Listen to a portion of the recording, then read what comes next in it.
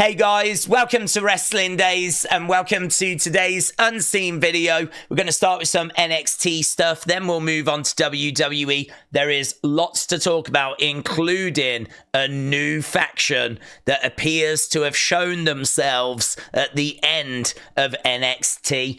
We're going to get to it, right? So we started off with this, Stephanie taking on Jacy Jayne. Even though Jasmine tried to cost Stephanie, it was a win for Stephanie. And we know that Stephanie is going to go on to face Fallon Henley for that Women's North American Championship at Vengeance Day. In fact, a lot of this show was kind of building towards Vengeance Day. And that is also where that group are apparently going to make their presence felt. So everything is building to Vengeance Day. Lexis King came out. He said he's going to change how the Heritage Cup is defended. No more rounds, no more time limits, you know, with the rounds being 5 minutes each and whatnot. So really, they're just becoming normal matches now for the Heritage Cup, which is a little bit of a shame. I know that there was mixed opinions on the Heritage Cup and the rounds and all of that, but I did always feel like it made those matches different. I didn't mind that, but now it's just going to become like another mid-card sort of belt, only it's a cup. But he was interrupted by Fandango, and we even had like the Fandango name, we had the music. Unfortunately, I don't think we're going to be able to keep that. He is known now as JDC in TNA, and he is going to compete against Lexis King for that Heritage Cup next week. So JDC against Lexis King. Crowd were fandangoing, I was fandangoing, everyone was having a great time. But you can't really have him going by the name of Fandango in NXT. And then when he goes to TNA, he's known as JDC. We was talking on our live stream about why doesn't he just be Fandango on both? I'm sure WWE would allow that now that we've got this partnership with TNA. But I'm guessing he's moved on. I'm guessing he's got a different character. He certainly seems to be dressing differently. He's just not that person anymore. So even though we know him as Fandango, I'm not sure that we will be fandangoing anymore. He was talking about being part of the system. And yeah, I don't know. I just find this a bit bland, but I don't know I don't watch TNA, so I don't really know anything about him now. I really liked him as Fandango. I loved him in Breezango. I really enjoyed that group. So we'll have to see what next week brings, but I'm not expecting to Fandango. Then we had Ridge. He was in action. He was taking on Stacks. And again, Izzi Dame tried to cost Ridge. Didn't work, and Ridge would secure the victory. You can see Izzy watching on the outside of the ring. Tyler Breeze, who it has been revealed is now a writer for NXT. It's not that long ago, actually, that Jim Smallman, I believe, left that position to go back to England. Like, it was hard on his family. He is the guy that kind of, I think, started Progress and was the driving force for Progress. And with the whole NXT UK thing, he ended up signing and working for WWE. Well, he's kind of gone back to Europe now, to the UK, which has freed up a position for a writer in NXT. And it looks like Tyler Breeze has come in and filled that position. I'm really pleased for him. And he just tweeted this out an hour ago when Fandango was on screen. Just call him back to happy times. Right, this was great as well. Tony was shown. I thought this was like a TV show. And then Tony came out and I was like, is this a vignette? Are we building to something? Like, it was so professionally shot. I was like, God, the production value is through the roof now. But then it did actually turn out to be a TV show. So from champ to actor, catch Tony on the season premiere of Wild Cards tomorrow. So it was actually an advert for a TV show. And then they showed the rest of the family watching it and congratulating him on a job well done. So, but it was still really fun, really good. Soul Snatcher, always great to see the Soul Snatcher. I don't think she quite got it right. Let's have a little look at the replay here. So up she goes. Yeah, I don't know that she quite got all of it. Such an amazing move, though. Looks like she's kind of got them more around the waist than around the heads. Normally she gets them higher up, but boom. It's such a great move. So yeah, it was a win for Sol and Zaria. They managed to get past Tatum and Gigi, and honestly, not bad. I thought tonight was really fun. Loads of talking points, loads of stuff going on. I really enjoyed NXT tonight. But then I think NXT has been cooking throughout 2025, to be honest. It's been cooking for a while. Right, backstage, we got another of those Vengeance Day kind of interruptions on the screen. Obviously, the first time we saw this, I think, was last week at the end of NXT. Then we got this amazing segment. Bayley came down.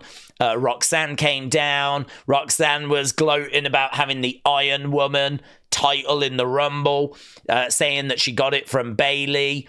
Bayley was like, you've got this all wrong. I want you to do better than me. But, you know, I can pick myself back up when there's setbacks. If I don't win the title at Vengeance Day, I'll be all right. But can you say the same, Roxanne? Can you say that you'll be all right if you don't get the title at Vengeance Day? So, very interesting. That brought out Giulia. Then that brought out Charlotte. And the conversation sort of shifted. Obviously, it was very focused on Roxanne, Bayley, Giulia. They're in a triple threat at Vengeance Day. Charlotte came out as the Rumble winner, basically talking about each woman and talking about, well, if you win the title at Vengeance Day, I could go after you because, and this is what I see of you, I could go after you, and this is what I could go after you. So she just kind of came out, was addressing each of them in the ring. And there was a lovely moment here. So Charlotte says to Bayley, let's just quickly do this, shall we, Bayley, before we get into anything. And we get a little bit of a, there we go. We didn't see Charlotte do it, but we did see Bayley doing it. The old 4 horsewomen, which of course is Bayley, Charlotte, Becky, Sasha. That is what they went by. The 4 horsewomen. So that was nice. That was nice to just get a quick little call back to the past. That was cool. The way the segment ended, though, Cora Jade got in the ring with a stick, walloped Bayley, walloped Giulia, and then took a swing at Roxanne. Roxanne was outside the ring, shocked, because they're good friends. So she couldn't believe what had just happened, but Cora is not happy. She is now out for herself. And she made it very clear what she set her sights on. Then we had Ethan and we had Javon. Look at Javon's shirt. Great. So we had Ethan and we had Javon. And basically, Ava said that you two can face at Vengeance Day as long as Javon gets medically cleared. So he's got to get medically cleared. If so, this is a match we'll get at Vengeance Day. And I'm sure it is a match we'll get at Vengeance Day. Then we had a steel cage match announced for next week. So Ridge was like, I don't trust any of you. I just want a fair shot at that title. And it was actually Izzi Dame that proposed the steel cage stipulation. And that's it. That's the match. Next week, it's going to be Ridge against Tony. North American title on the line. And it is going to be a steel cage match. Then we went to our next match. So this was Karmen Petrovic against Kelani Jordan. Jaida Parker came out and she was very distracted on commentary. I mean, she was great and she's got a lovely voice. Brilliant for commentary, but the commentators were really struggling to focus on the match rather than talking about Jaida. So, and they were cooking as well as a match. Like, they were really putting in a lot of work. Cora Jade says, Roxanne, give me back all my stuff that I've left at your place. Their friendship is done. What was this? It was beautiful. So against the ropes, lovely, boom, lovely back elbow. Is that all that was? I saw way better moves than that. It was nicely done. These two cooked, honestly. Lots of really good spots. Kelani Jordan debuted a new submission move and she aggressively defeated Karmen. However, Kelani would attack Karmen after the match, which led to the ref reversing the decision. Very frustrating. Hate it when refs do that. So she did win, but because she then went back after the match, like she really wanted to show Jaida that she's ruthless. She was sending a message to Jaida. She ended up getting flipping DQ'd. And the ref reversed the decision. Stephanie was talking about her match at Vengeance Day, but Lola was paying Stephanie some interest in the parking lot. Thought that there was going to be a murking.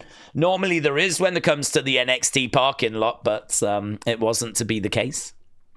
Bayley, livid at being attacked by Cora, demanded Cora in a match. Ava made that match. We're getting that next week on NXT. Next week is stacked.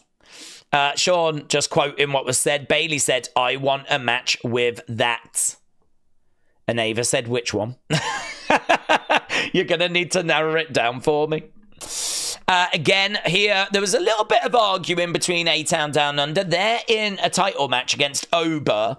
So it's going to be Oba Femi against Grayson Waller against Austin Theory at Vengeance Day. It's a big card. Lots of main roster stars on that card. That's not this Saturday. It's the Saturday after.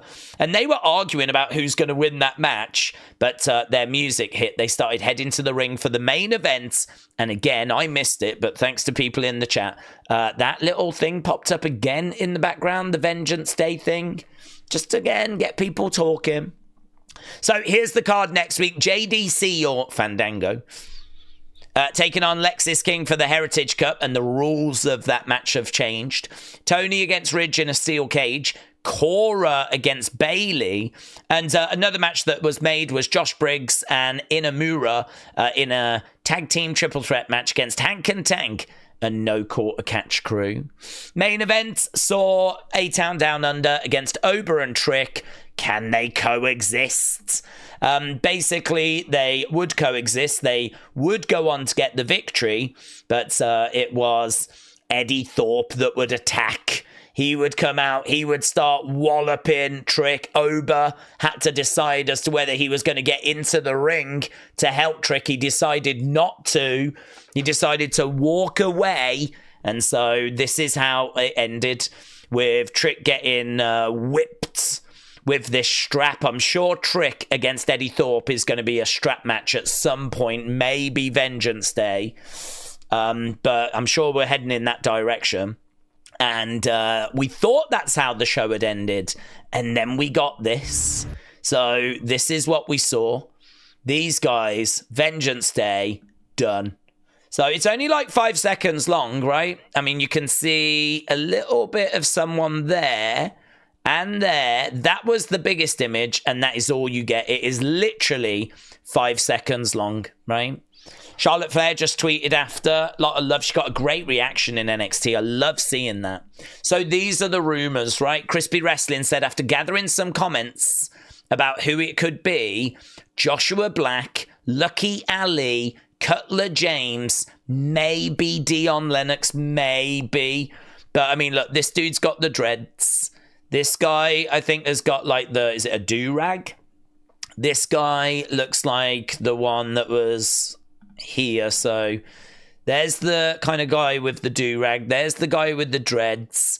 That guy there looks a little bit like a Ricky Starks type character.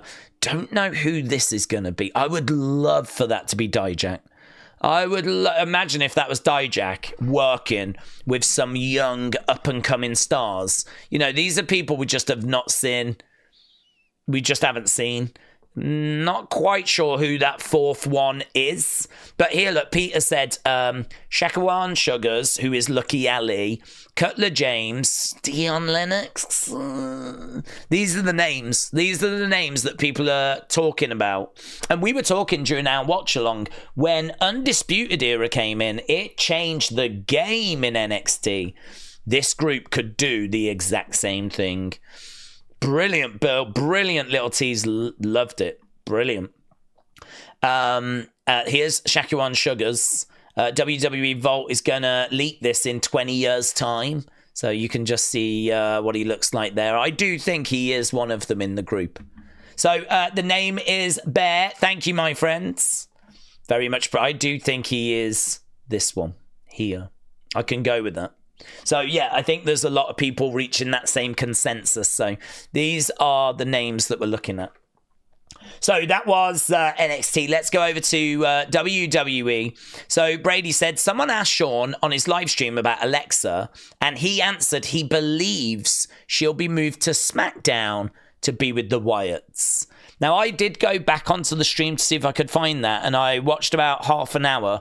It went for like an hour and 20 minutes. I skipped through and I watched about half. I couldn't find it. So he could have said it. I mean, like, Brady would tell us the truth, right? No doubt there. But I didn't quite know if he'd been told this or if he was just, she wasn't on Raw. Maybe they've moved her to SmackDown. So I don't know, is my honest answer. I don't know. What I do know, a lot of people, and I don't think I've actually got it in this folder.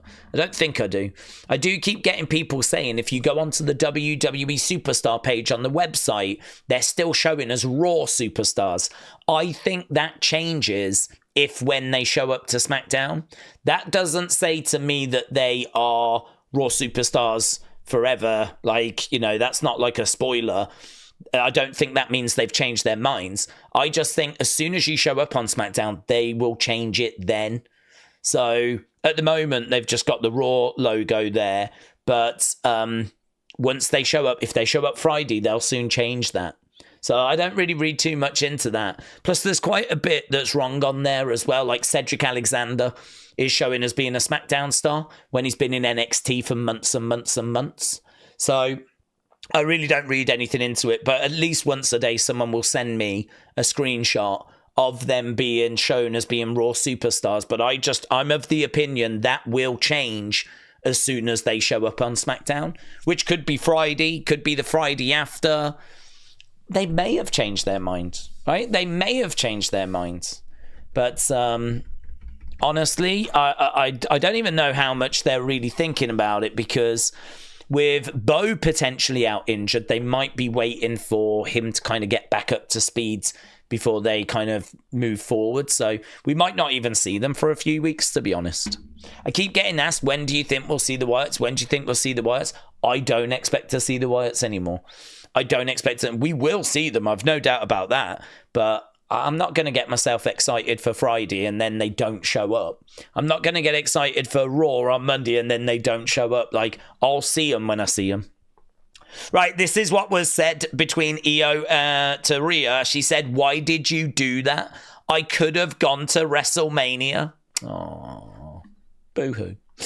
Here, look, Daniel said, did WWE bring back Jim Johnston? Sean Ross Sapp says, no. That was 22 hours ago. And this is because on a TV, if you actually had the subtitles on, when the New Day music played, their new music, it actually had the name of the track and it said it was by Jim Johnston. I don't know why it did that. I have no idea why it did that. But Sean Ross Sapp's looked into it and very clearly, he's not like, oh, I'll look into it. He's come back and said, no. Jim Johnston's in his 70s as well. Like, it would be a shock if Jim Johnston was back, and I don't even think it would be a good move, actually. I think he had an amazing run, and he was amazing, but at his age, we probably do need to look towards the future now, rather than bringing someone back in their 70s. I think we could probably find someone that, you know, is going to be the next Jim Johnston. So, yeah, Sean Ross Sapp says he wasn't brought back anyway. Ryder, shout out to you. So this is like Natalia and Jordan, and look at her in the background. There she is, kicked out of the Royal Rumble because of the returning Alexa Bliss. But this is backstage at the Rumble. Oh, Shotzi backstage at the Rumble. Right, it was reportedly Triple H's decision to release Duke Hudson from his WWE contract. He didn't see Duke as a main roster guy. We're going to hear from Duke. Actually, we should have the little video he put out today. Apollo has announced that he tore his pec and is undergoing surgery. So that's why Apollo, that's what he did. We heard he'd got an injury. So it's a torn pec. So, WrestleBuzz, thank you. Talking of Duke, let's play this. This is very interesting. Wrestling Burner, thank you. Welcome to Wrestling with Identity. Do we have a name for you or us yet? I don't know. All right, well, let's get straight to the point. You've been fired, which might be breaking news to a lot of the people here. I don't think I've seen anything online, and you weren't a part of a group with budget cuts, right? So this really was more of a we hate you. Yeah. That's probably why you look so rough. I mean, I'm pulling it off. But now that the cat's out of the bag, how do you feel about wasting 6 years of your life in that building? I wouldn't say it was a waste. Come on. Think about everything that happened in your time there. Like what? Well, you and Bronny, for example. I mean, you started at the same time. You came up in Australia together. Now he's jumping off the top of cages at Survivor Series, and you're being written off TV again. Okay. Rhea, for example, she is a megastar. She grew up watching you wrestle in Australia. You love telling people that story. Right. Right. Well, they overtook you. Your time was wasted. I can be happy for my friends and be disappointed in my own shortcomings at the same time. Oh, come on. You're free now. You can say whatever you want to say. Don't just stick to what you learn in media training. Tell me what you want to say. I don't know. I'm not done with you. We'll be right back. Wow. That is brilliant. I mean, that just addresses everything. It doesn't answer anything, but, you know, him basically saying, do you feel like you've wasted 6 years of your life? You know, talking about Big Bronson Reed jumping off the top of the cage, like he's doing that, and what are you doing? You used to tell everyone Rhea would look up to you and she'd come and see you wrestle. She's a megastar, and what are you? Yeah, wow. Well, I would love to know why he thinks, and I'm sure someone's going to get the interview, but why does he think it didn't work out? Why was he put in, like, Chase U and never, like, he was in Chase U for so long. Like, why did he never break out of Chase U? Why did we not invest in him? Like, what feedback was he getting? Where were his limitations? He talks about his own shortcomings, but what were they? He seemed okay in the ring. His promos seemed okay. Was it that it was all around like a 6, level 6? They needed it to be a level 8, level 9. Like, was it just that it was never quite good enough? I don't know. Honestly, I was shocked at his release. And at the start when he's like, it wasn't even budget cuts. They released you because they hated you. How'd you feel about that? That's amazing, isn't it? That's amazing. Can't wait to see more on that, and I wish him all the best in the future. I really do. OG, thank you, my friend. So PW Chronicle is saying that Jordynne Grace has signed a 5-year deal with WWE as of her signing. The plan is for her to go to NXT for the time being. So might be a little disappointment in that. I honestly would have done the same. I think there's a lot of women, a lot of people around the titles on the main roster. You don't want her to get lost in the shuffle. I think put her in NXT, find something good for her to do, call her up. You know, you can there's some people that might still not know her. I mean, they will have seen her in a couple of Rumbles now, but, you know, get her on NXT, get a few more people used to seeing her, call her up after WrestleMania or later in the year. I'm fine with that, honestly. The creative just might not be there for her on the main roster at the moment. I mean, you've got Io, you've got Charlotte, you've got Tiffany, you've got Bayley, you've got Bianca, Jade's going to come back, like Rhea, there's Liv, there's loads, there's so many women that we're trying to fit Jordan in there as well. Could be tricky. Right, Brony, thank you. CM Punk, Roman Reigns, Seth Rollins is the current plan for WrestleMania 41. That coming from PW Insider. WrestleNomics just posting this. So worldwide global numbers, week 1, 5.9. We know that dropped to 3.7 week 2, dropped to 3 week 3, and now 2.9. So maybe leveling out. Don't know. Obviously, we need a lot more data, but maybe leveling out. I know that Big Time on our watch along, who, you know, drew my attention to this, so I appreciate that, was saying that there's, you know, potentially like 1.1, 1.2, something like that, people watching in the US. That does feel really low for Raw. I mean, it was doing 1.5, 1.6 when it was on USA Network. So 2.9 globally. I don't know. I mean, for me, I don't have all the breakdowns. I don't have that information. As a result, I don't worry about it too much. That's not for me to worry about. That's for WWE to worry about. That's for Netflix to worry about. They're going to want to make this work. So that means they're going to need to deliver, you know, better shows. And to be honest with you, Raw has largely not been good enough. I mean, I think the second week was good. I enjoyed the second week, but that still didn't stop it from declining in the third week. You know, I think the second week was the best show they've done on Netflix so far. I thought it was more entertaining than week one that was just full of star power, but that star power didn't really do much. Undertaker drove round the ring. The Rock was out of character. Like, I didn't need that. Roman going up against Solo was fun, but yeah, I enjoyed the second week a lot. But as I said, still did not stop the decline for week 3. So without like the full breakdown and all that access to all that information, I just don't have enough data to really work with. But I would say the numbers they're not the crazy numbers that some people were expecting. They're not the crazy number that some people were expecting. So we'll have to just see like how it levels out, how it is going forward. But something to keep an eye on for those that are interested. Right, let's go Alexa and Wyatt, shall we? So Alexa tweeted this out, and this is a friendship that will never end. Little Fuego, shout out to you. So friends forever, Fiend forever. I feel like this is a tribute to Bray. Obviously, we've not seen her since he passed. Some people are thinking this might lead to the Fiend coming back. Oh, I don't get that. I personally don't get that. I see this as a tribute to Bray. Fiend forever. They're friends forever. And you know what? That's a friendship that will never end. Yeah. For me, this is just Alexa sending a message to her friend Bray. Here we've got this. So Joe Gacy tweeted out a picture of the puppet, right? Huskus the pig boy. Nikki Cross then tweeted out the picture that Joe had tweeted out. Some people are wondering, is this a tease of the Funhouse coming back? I'd say it's a bit of a jump to think that just this one image being tweeted out is going to result in that.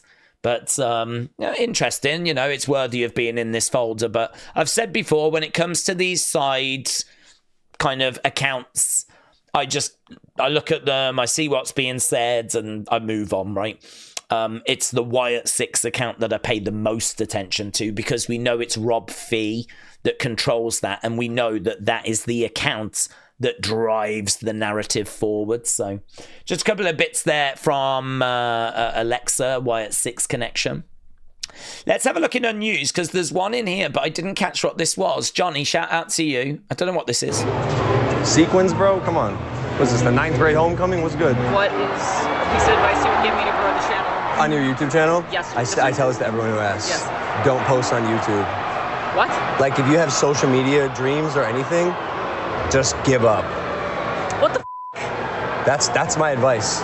It's better to quit than even try. If you have any more questions, let me know. Okay. I just don't care for these. I've said before, when it comes to Logan, these little clips of him backstage, they're just going to be like fun little moments that he's going to use to try and get himself over. Like this, I look at this as being for his audience, and I am not his audience, right? So this is something fun for his audience.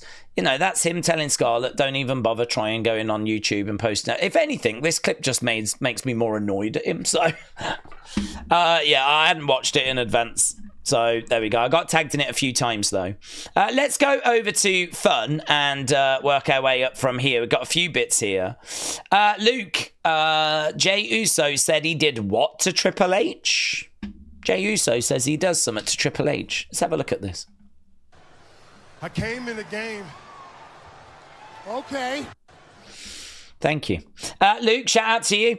Here, look, we've got Miss Clown. Yeah, this is when Stephanie McMahon was a WWF catalog model. So I've seen these pictures before. I don't know that I've seen that one. I've seen these two. But I don't know that I've seen one. This is Stephanie McMahon. You can really see it there. Don't know that you can see it so much there. Maybe a little bit here, but you can really see it there, can't you? So, yeah, I've not seen that one, though. These two I've seen. But there we go. It's kind of funny because she was talking the other day about how she always used to love the heels. She was never really a big Hulk person. And then here she is wearing a Hulk Rules hat, so go figure. Dominic being wholesome.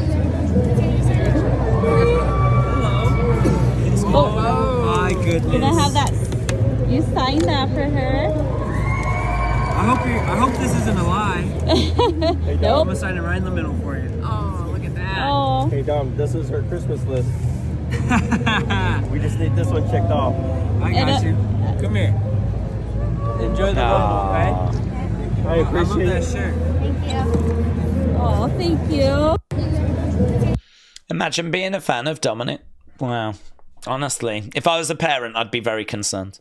But no, joking aside, that's lovely, isn't it? She's somehow got some affection for Dominic, and, you know, he appreciated the sign. He gave her a hug, crossed off her Christmas lists, get a hug from Dominic. So, God, could you imagine when they told her that she was going to go to the Rumble? They should have filmed that. I wonder if they did. Imagine that. Big fan of Dominic, and she finds out she's going to be meeting him. Those clips always do well on social media. Hey, look at this. Back in, so Johnny, shout out to you, buds. In 2017, a group of young Irish wrestlers attended a meet and greet with WWE superstar Bayley, hoping to get advice for their careers. One of those was Lyra Valkyria. So there we go. There she is, meeting Bayley. And now, all these years later, she's going to be facing her in a qualifying match for the Chamber on Raw.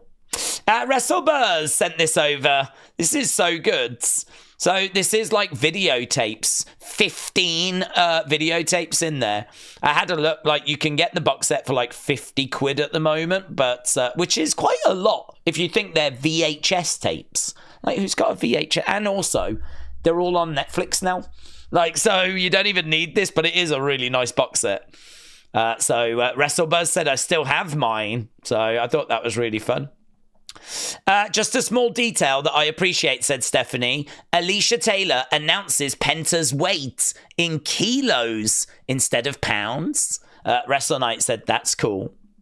Right, here, look, WWE said it's open mic night, apparently. And Brandy said, please credit the original artist, which was her. She was the one that had that line, and it was a great line. Wrestle Night said, love it. Let's go other, shall we? So this was tweeted out by Corey Graves. I think he was just having a little bit of fun, but as Bayley says, something to keep an eye on. And also, Bayley, not that Bayley, but the wrestling Bayley, she's going to be in the celebrity game. Bayley is playing in the NBA Celebrity All-Star Game. So there we go. I don't know any of these other celebrities. I might have heard of Shabuzi, but I don't know any of these others. Boomers. Just all boomers, aren't they? I've never heard of Dylan Wang. So, do you know, I've heard of 2 Chainz, though. I've heard of 2 Chainz, in all fairness. So, there we go. Community.